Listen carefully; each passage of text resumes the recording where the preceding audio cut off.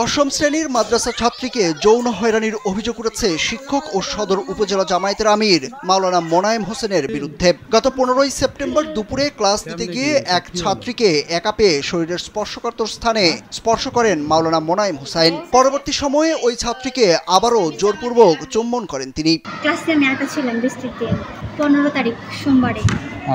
Sir আমাকে touch করছিল। Monayem sir?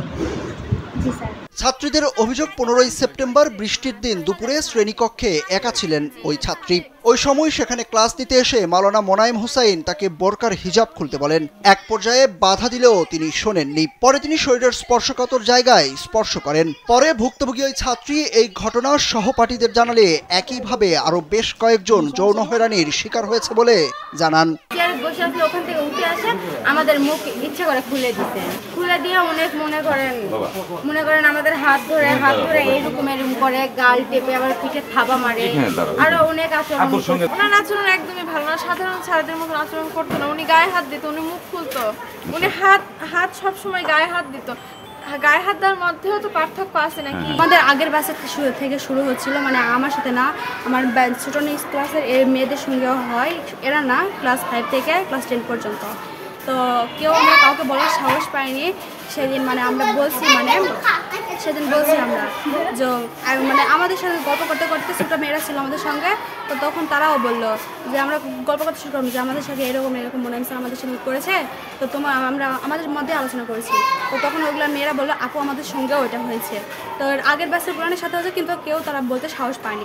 ঘটনাটি নওগাঁ জেলার এনায়েতপুর দাখিল মাদ্রাসার। মাওলানা মোনায়েম হোসেন ওই মাদ্রাসার শিক্ষক ও সদর উপজেলা জামায়াতের আমির ছিলেন। 23 সেপ্টেম্বর বিষয়টি প্রকাশ্যে এলে ক্ষুব্ধ ছাত্রীরা তার পোস্টার সম্মিলিত ছবিতে জুতার মালা পরিয়ে প্রতিবাদ জানান। এদিকে এসব অভিযোগের প্রেক্ষিতে অভিযুক্ত মোনায়েম হোসেনকে শিক্ষার্থীদের মুখোমুখি করা হয়। পুরো এই ঘটনা ভিডিও ধারণ করা হয়। সেখানে শিক্ষার্থীদের অভিযোগের কোনো সদুত্তর দিতে দেখা যায়নি অভিযুক্ত মোনায়েম হোসেনকে। শুধু তিনি বলেছেন তিনি কিছুই করেননি। তবে ছাত্রীরা শিক্ষক মোনায়েমকে ওই সময়ই জিজ্ঞেস করলে কোনো উত্তর দেননি তিনি। কালকে যেটা কিস করার কথা বলছে, সেটা কি সত্য না মিথ্যা? বিভিন্ন জায়গা থেকে আমি খোঁজ নিয়ে দেখলাম যে শুধু আমি না, আমি বাড়িতে আরো 2-1টা মেসেজ এরকম করছে। এর আগে তোমাদের ক্লাসে? হ্যাঁ, আমাদের ক্লাসে কথা বলে জানতে পারলাম রিমির সাথে না কেমনটা করছে। আমাকে বললো, আয়সা বললো যে মুখ খোলো। আমি বললাম না স্যার মুখ খুলবো না। তো বলছে খোলো সমস্যা নেই খোলো।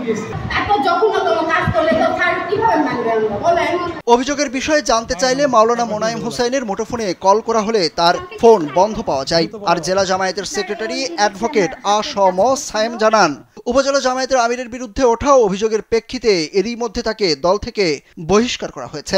আমরা আমাদের তদন্ত কমিটি গঠন করছিলাম, সেখানেও আমরা পেয়েছি। তো আমরা যেহেতু সেটা তিল পরিমাণ দোষক আর যাই হোক, আমরা এই বিষয়ে ছাড় দেই না, এই জন্য তাকে আমরা থানা আমির থেকে বাদ দিই।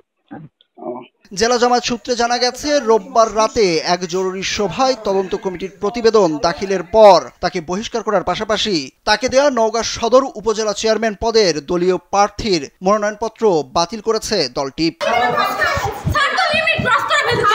সুরুজ আহমেদ, কালবেলা। এই আমাদের জামাতের আমির নওগাঁ সদরের।